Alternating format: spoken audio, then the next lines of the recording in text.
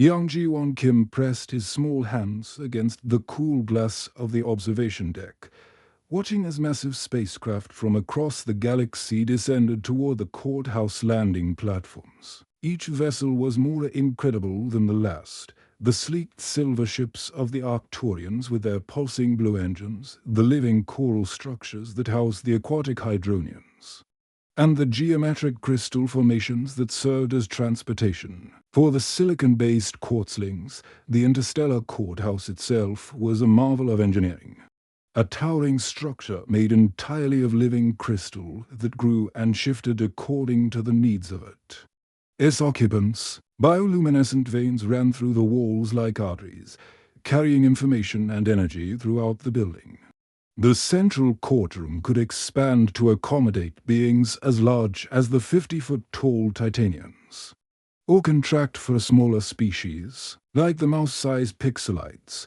Ji-won had dreamed of this place since he was 5 years old. When his parents first showed him holographic recordings of famous galactic trials, Dr. Min-ho Kim and Professor Yoona Kim were respected xenological legal experts who had dedicated their careers to understanding how different species approached justice and law. They had filled their home with legal texts from hundreds of worlds, holographic case studies, and interactive simulations of alien courtrooms.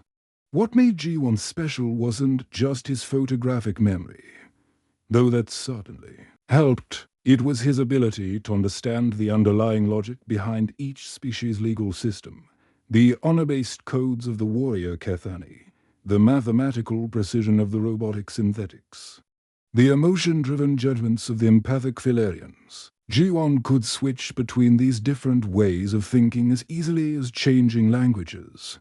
The courtroom below was already filling with representatives from the 3 species involved in today's case. The Zephyrians resembled giant praying mantises, their compound eyes constantly scanning for threats, while their razor-sharp forelimbs clicked nervously. They had discovered the mineral deposits on Kepler-442c first, but their claim was based on ancient Zephyrian exploration rights that predated current galactic law. Across from them sat the delegation from the Crystalline Collective, beings who looked like walking gemstones with faces carved from precious minerals. Their claim was more recent but legally strong, based on actual settlement and development of the moon's surface. They had built extraction facilities and established a small colony there 3 years ago. The third group was perhaps the most unusual.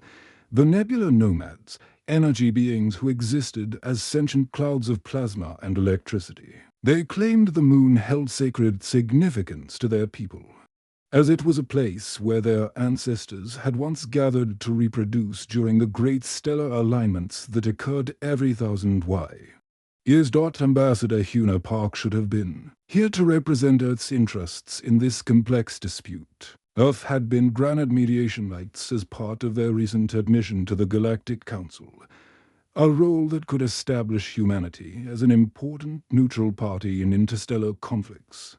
But the ambassador lay in the medical bay, her body, fighting off the strange fever that affected only humans and a few other species with similar biology. "We cannot delay these proceedings," buzzed the lead Zephyrian representative through their translation device. "Our mining ships are already in position. Each day of delay costs us millions of credits." The Crystalline Collective speaker, a beautiful being whose body sparkled like a living diamond, chimed in with a sound like breaking glass. "The Zephyrians speak only of profit. They care nothing for the environmental damage their crude extraction methods will cause." Meanwhile, the Nebula Nomad representative flickered between different colors, their emotional state clearly agitated. When energy beings were upset, they tended to interfere with nearby electronic systems, and already all data pads in the courtroom were glitching. Ji-won watched all of this unfold with the intense focus that had impressed his teachers since he was barely old enough to walk. His parents often joked that he observed courtroom proceedings the way other children watched adventure holovids. But for Ji-won, This was adventure, the clash of different civilizations, each with their own valid perspectives, seeking justice through law rather than warfare.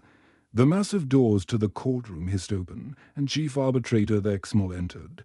The Veldran stood nearly 12 feet tall, his blue-scaled skin marked with the ritual scars that indicated his high rank. Among his people, for golden eyes, ranged in a diamond pattern on his elongated skull, surveyed the courtroom with ancient wisdom. Veldrans were known throughout the galaxy for their fairness and their incredibly long lifespans, which gave them perspective that short-lived species often lacked.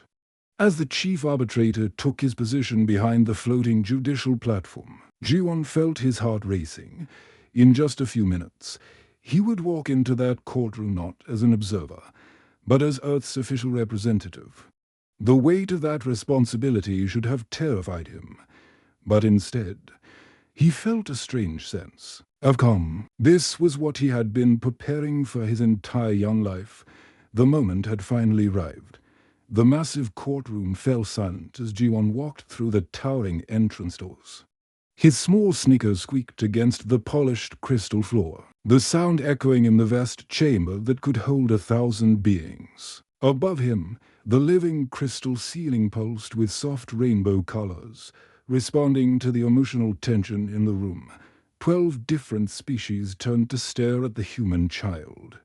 The insectoid Zephyrian's compound eyes tracked his every movement. Like predators watching prey, the gaseous nebula nomads flickered between angry red and confused purple, their plasma bodies casting strange shadows on the walls. Even the usually stoic robotic synthetics whirred and clicked as their processors tried to calculate the probability of this unprecedented situation. Ambassador Dae Ho Choi, the senior Earth diplomat present, stood nervously beside Jiwon.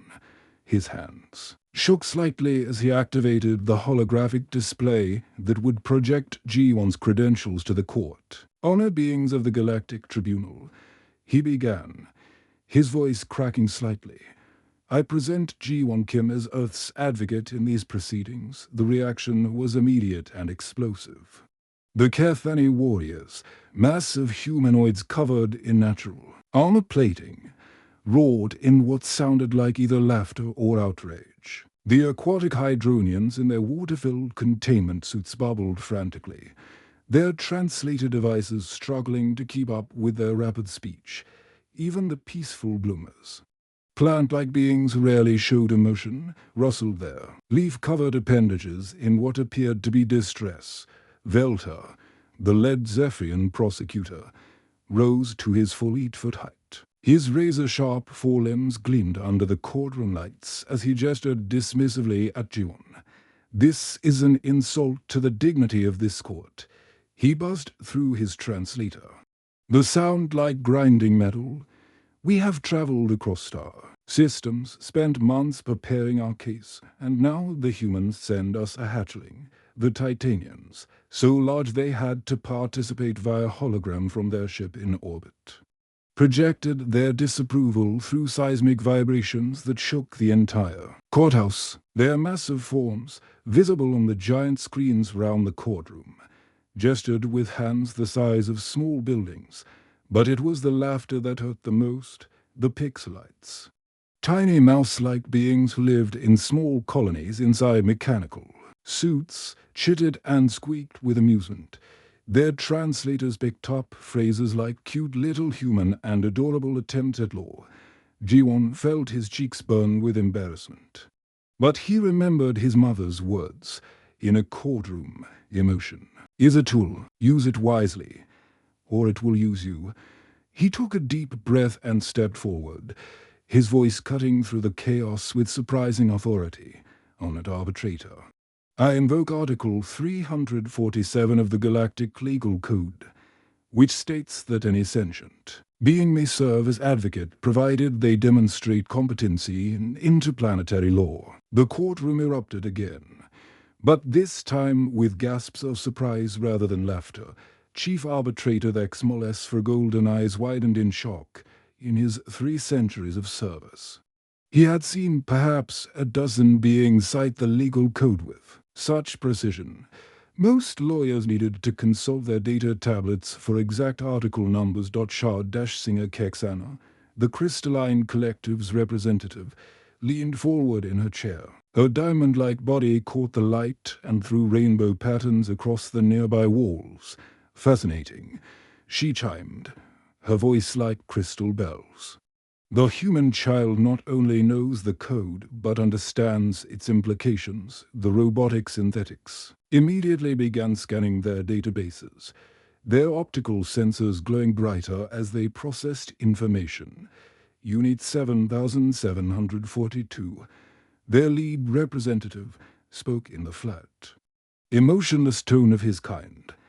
Article 347 is accurate. However, the competency requirement has never been applied to a being of such limited Earth years. Velda mandibles clicked rapidly with frustration. This is a waste of time. The child may have memorized a few laws, but interplanetary litigation requires decades of experience, actually. Interrupted Dr. Zyron, the Filarian observer whose empathic abilities allowed her to sense the emotions of everyone in the room. The young human's confidence is not false bravado. I sense genuine knowledge and preparation. The Nebula nomads, who had been flickering nervously between colors, suddenly shifted to a deep blue that indicated curiosity. Their representative, a swirling mass of controlled lightning, spoke in, a voice like distant thunder. Perhaps we should not judge based on physical form alone. Energy does not discriminate by size. Chief Arbitrator Thexmo raised one massive hand for silence. The courtroom gradually quieted. Though several species continued to whisper among themselves in their native languages, the universal translators created a low hum of background noise as they processed dozens of different conversations. The youngling speaks truth. Thexmo rumbled, his voice carrying the weight of centuries. Article 347 makes no distinction based on age, only on competency. However, he paused, fixing all four eyes on Jiwon. This competency must be proven before these proceedings can continue. Jiwon felt every gaze in the massive courtroom focused on him.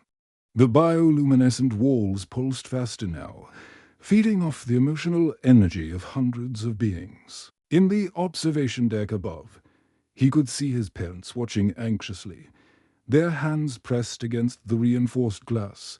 Very well. Youngling, Thexmo continued. You must answer 3 questions to prove your competency in interplanetary law. These questions will cover the fundamental principles that govern our galactic civilization. Failure means Earth forfeits its mediation rights and any claim to involvement in this dispute. The stakes couldn't be higher.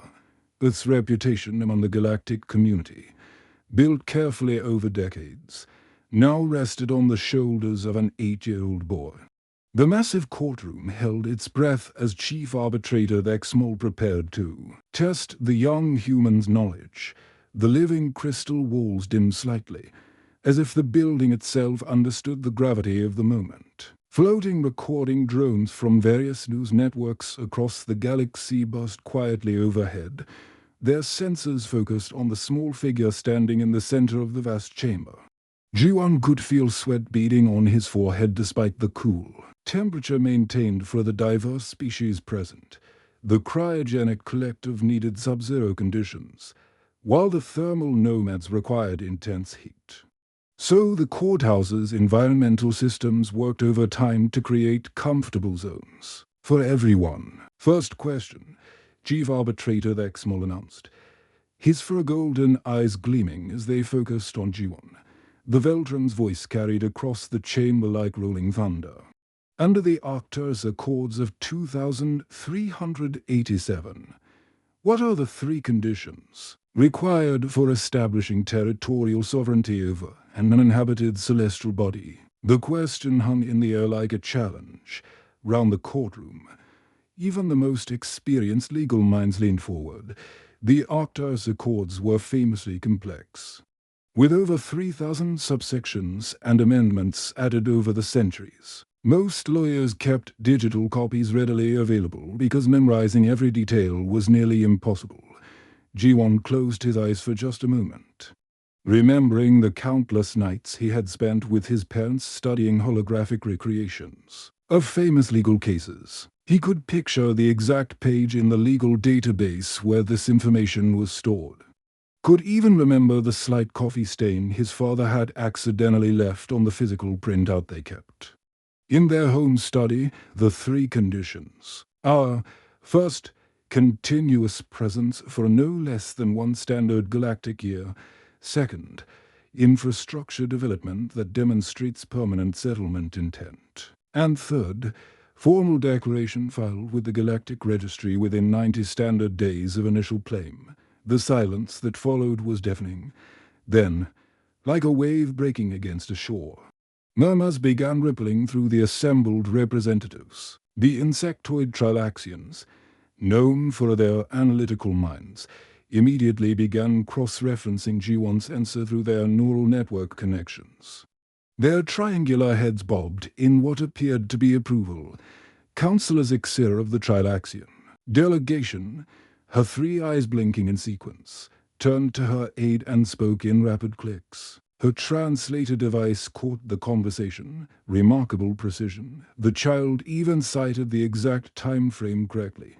The aquatic hydronians bubbled excitedly in their water-filled suits, their gill slits fluttering with what their species considered impressed surprise. One of them projected a holographic message that appeared above their containment unit. Such memory in one so young defies our understanding of human development. Even the stoic synthetics, artificial beings who prided themselves on perfect recall, seemed impressed. Unit 7742's optical sensors flickered as he processed the response. Answer is 100% accurate. Probability calculations for a random guessing, less than 0.003%. But the most telling reaction came from the Zephyrians themselves. Velta, who had been so dismissive moments before, stood perfectly still. His razor-sharp forelimbs, which had been clicking with nervous energy, now remained motionless. The compound eyes that covered his elongated head focused intently on the human child. Chief Arbitrator Vexmol's expression shifted subtly. Where before there had been polite skepticism, now there was genuine curiosity. His long experience had taught him to recognize true knowledge when he encountered it. Second question, the judge continued, his voice carrying a note of increased interest. In the case of Proxima Mining Consortium versus the Helix Federation, what legal principle was established regarding subsurface mineral extraction rights? This question was even more specialized. The Proxima case had occurred over 60 years ago and involved a dispute between a powerful mining corporation and a federation of smaller worlds. The legal precedent it set was crucial for understanding modern mining law, but it was the kind of detail that only true experts in interplanetary resource law would know. Ji-won felt more confident now. This was territory he knew well. His parents had used this very case as a teaching example when he was 6 years old, explaining how different species approached the concept of property ownership. The Helix Federation had been composed primarily of underground-dwelling species who considered deep mining to be a violation of their ancestral spaces, while the Proxima Mining Consortium represented surface-dwelling species who saw the depths as a news. Ed Resources, the depth limitation principle. Ji-won replied, his voice growing stronger with confidence. Mining rights extend only to a depth of 50 kilometers below the surface, unless explicitly stated otherwise in the original territorial claim. The ruling also established that any mining operation must not interfere with the gravitational stability of the celestial body. The reaction this time was immediate and more dramatic. The Keth Ani warriors, massive beings whose culture valued strength above all else, began a low, rumbling chant that indicated respect for a worthy opponent, their scarred faces marked with the ritual battles that determined their social rank, showed something approaching admiration. The plant-like bloomers, who rarely displayed any emotion, rustled their leaf-covered appendages in what their species considered applause. Their root systems, visible through the transparent lower portions of their mobile planters, glowed with bioluminescent approval. Most shocking of all was Velta-S reaction. The Zephyrian prosecutor's mandibles had stopped their constant clicking. Entirely, his compound eyes, which normally darted round looking for threats or advantages, remained fixed on G1, for a being whose species was known for their aggressive nature. This stillness indicated profound respect. "Impossible," whispered one of the nebula nomads, their plasma form flickering between deep blue and bright white. "The young human knows more about our laws than some of our own legal advisors." The floating recording drones adjusted their positions to capture every angle of the historic moment. News feeds across the galaxy were already reporting on the unprecedented situation, with headlines appearing in hundreds of languages. "Human child challenges galactic legal system and 8-year-old. Advocates for Earth in interstellar court." In the observation deck above, Ji-won's parents gripped each other's hands tightly. Professor Yuna Kim wiped away a tear of pride, while Dr. Min-ho Kim mouthed the words that Sabo in Korean. Chief Arbitrator Dexmo leaned back in his floating judicial seat, all for eyes now regarding Ji-won with undisguised interest. The ancient Veltran had presided over thousands of cases, had seen the greatest legal minds in the galaxy argue their points, but never had he witnessed such comprehensive knowledge from someone so young.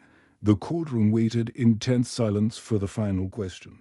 Knowing that the fate of Earth's involvement in galactic affairs hung in the balance, the tension in the massive courtroom was so thick it seemed to crackle with electric energy.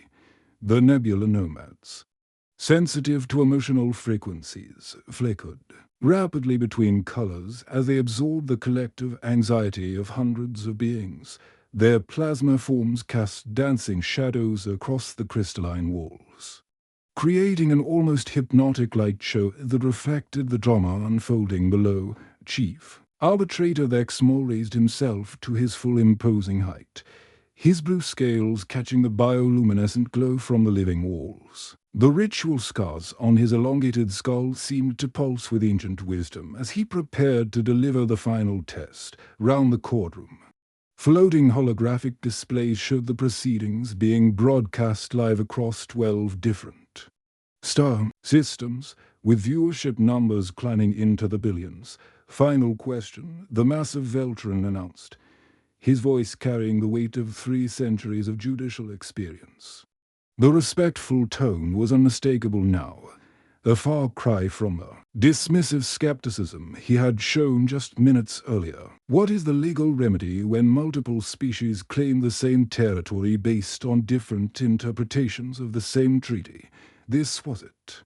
The question that would determine not just G1's competency, but potentially the future of Earth's role in galactic affairs. The young human felt the weight of every gaze in the chamber, from the compound eyes of the Zephyrians to the geometric sensors of the synthetics. Even the massive Titanians, participating via hologram from their ship in orbit, leaned forward with interest, their building-sized forms creating tremors in the courthouse's gravitational stabilizers. Further, first time since the questioning began, G1 paused, not because he didn't know the answer, but because he understood the deeper implications of what was being asked. This wasn't just about legal precedent anymore. This was about wisdom, about finding solutions that could bring different civilizations together rather than drive them apart. The silence stretched for several heartbeats. In the observation deck, his parents held their breath. Dr. Min-ho Kim gripped the railing so tightly his knuckles turned white, while Professor Yuna Kim whispered a silent prayer in Korean. "The doctrine of equitable resolution," Ji-won finally said, his young voice carrying clearly across the vast chamber. established in the landmark case of Andromeda Station versus the Tau Ceti Alliance, when conflicting interpretations exist. The tribunal must seek a solution that honors the spirit of interspecies cooperation while providing fair compensation to all parties. The response from the assembled representatives was immediate and powerful. The Filarian observer, Dr. Xilen, whose empathic abilities allowed her to sense the emotions of everyone present, gasped audibly, "The child's understanding goes beyond mere memorization," she announced to the court. "He truly comprehends the philosophical foundations of our legal system." The robotic synthetics processed this information with increased computational intensity, their optical sensors glowing brighter as they cross-referenced thousands of legal databases. Unit 7742's flat mechanical voice carried a note of something that might have been admiration. "The Andromeda Station case is considered required knowledge only for beings pursuing advanced degrees in interplanetary jurisprudence. The probability of an 8-year-old human possessing this knowledge approaches 0. But G1 wasn't finished. Something his father had always told him echoed in his mind. Knowing the law is important, but understanding how to apply it to create a better galaxy is what makes a true advocate. Furthermore," he continued, stepping forward with newfound confidence, "I propose that this very case presents an opportunity to apply this doctrine. The mining rights to Kepler-442c could be shared among the 3 claimant species, with Earth providing the legal framework for joint operations. The Zephyrians contributing their advanced extraction technology, and the Crystalline Collective offering their expertise in sustainable resource management."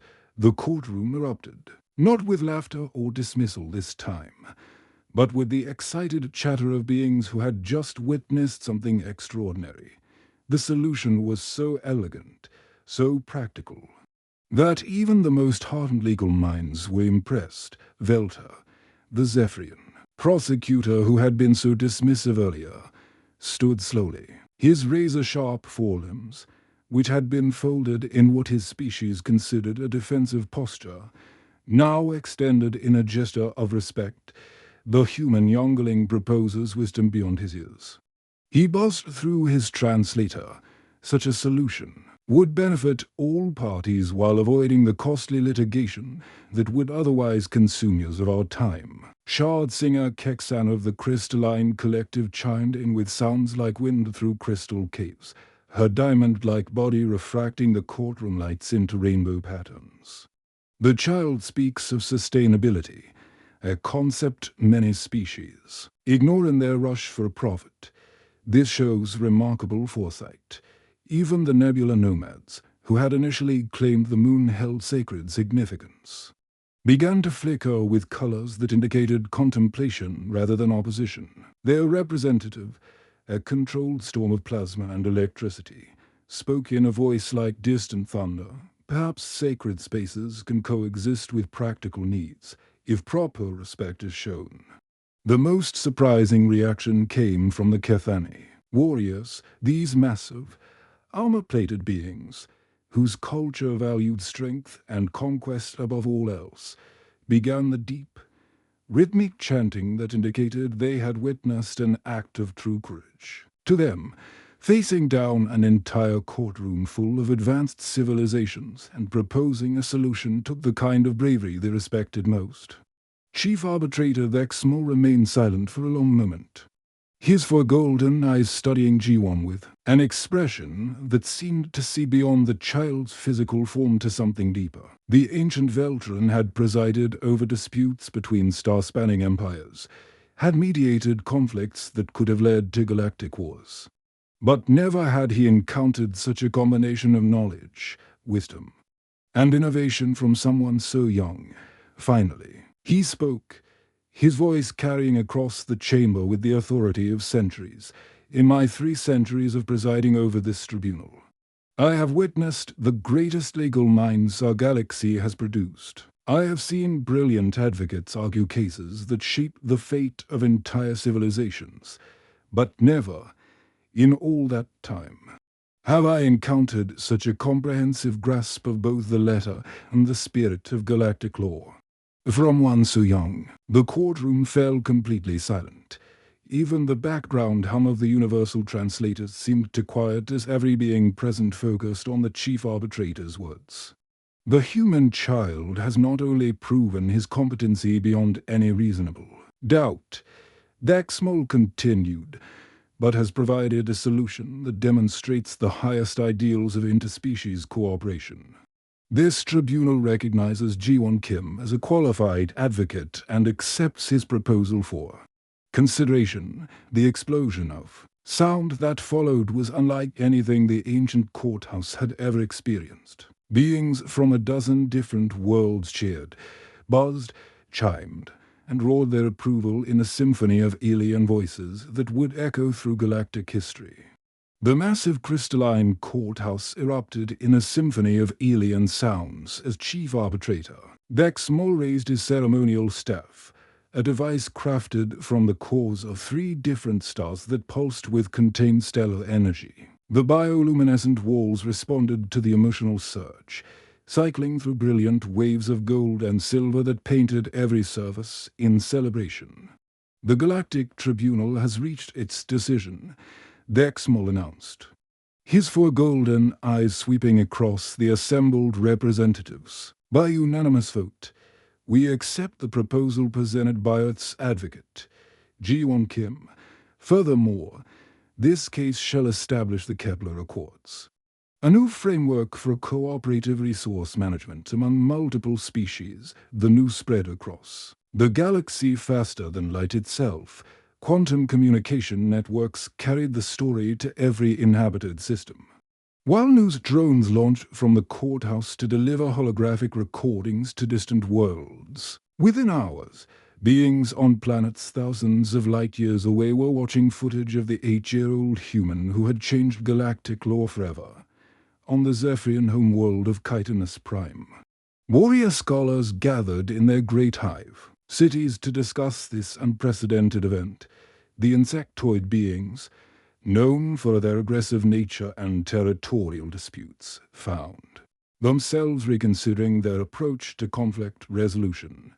Young Zephyrian students began studying human legal concepts, fascinated by the idea that wisdom could triumph over raw strength.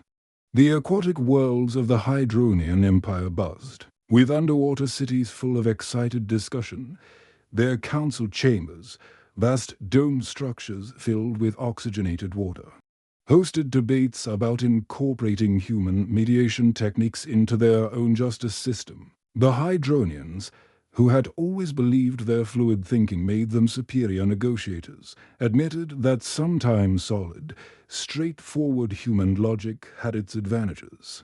Even the robotic synthetics, beings who prided themselves on perfect computational efficiency, began updating their programming to include what they termed human intuition algorithms. Unit 774 published a research paper titled The Logical Logic of Organic Problem Solving, which became required reading in artificial intelligence development centers across synthetic space.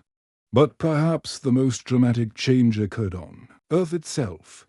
When the news reached humanity's home planet, the reaction was explosive. Cities across the globe erupted in celebration as humans realized that their species had just earned unprecedented respect in galactic society. The small apartment in Seoul where Ji-won had grown up became a pilgrimage site for aspiring lawyers and diplomats from around the world. The ceremony awarding Ji-won the Order of Galactic Merit took place 3 months later aboard the Neutral Space Station Harmony Point, a massive structure that rotated slowly between 12 different star systems. The station itself was a marvel of cooperative engineering, built by dozens of species working together, with sections designed to accommodate every known form of sentient life. Representatives from over 300 worlds attended the ceremony. The central amphitheater is full of transparent aluminum suspended in the station's zero-gravity core, allowed beings to float at any orientation while maintaining perfect sight lines to the center. Bioluminescent creatures from the deep ocean worlds provided natural lighting, while crystalline beings from silicon-based planets created musical harmonies that resonated through the station's hull. G1 floated in the center of this incredible assembly, wearing a specially designed space suit that allowed him to breathe normally while participating in the zero-gravity ceremony.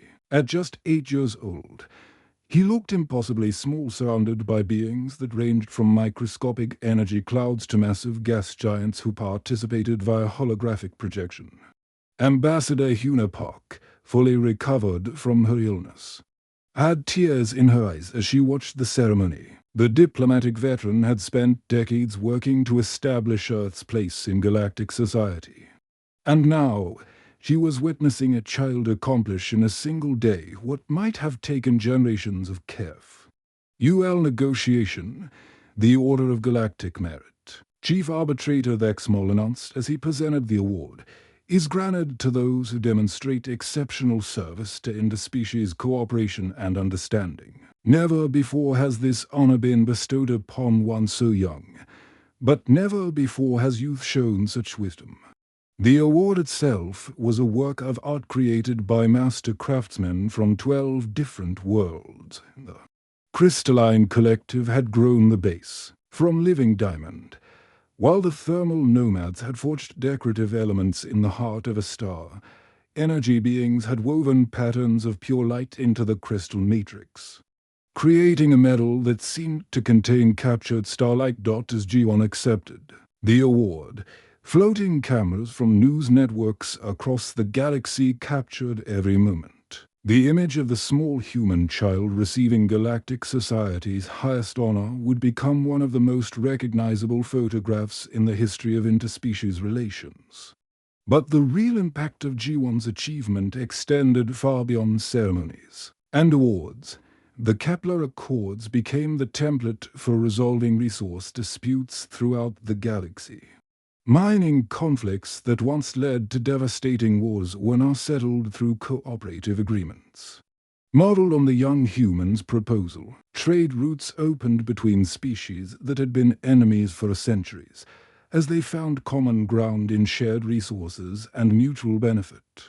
Law schools across the galaxy began teaching courses on human integration theory, studying how Earth's youngest advocate had synthesized different legal traditions into workable solutions. Young beings of every species found inspiration in G1's story, proving that age and size meant nothing when it came to making a difference in the universe. The Nebula Nomads, those ancient energy beings who had initially opposed any mining on Kepler-4 for to see, became some of humanity's strongest supporters. They established the Wisdom Beyond Your Scholarship program, providing educational opportunities for young beings of all species who showed exceptional promise in interspecies relations.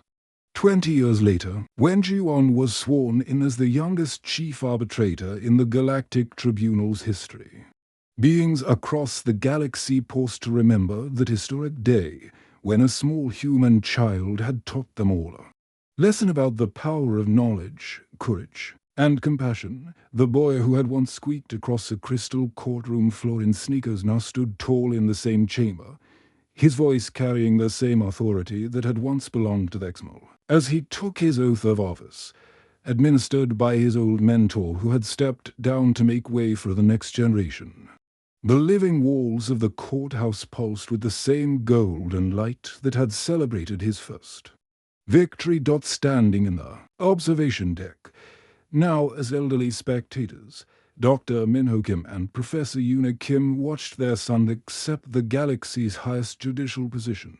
The same parents who had once homeschooled a curious child in their small apartment now witnessed him taking responsibility for justice across hundreds of worlds.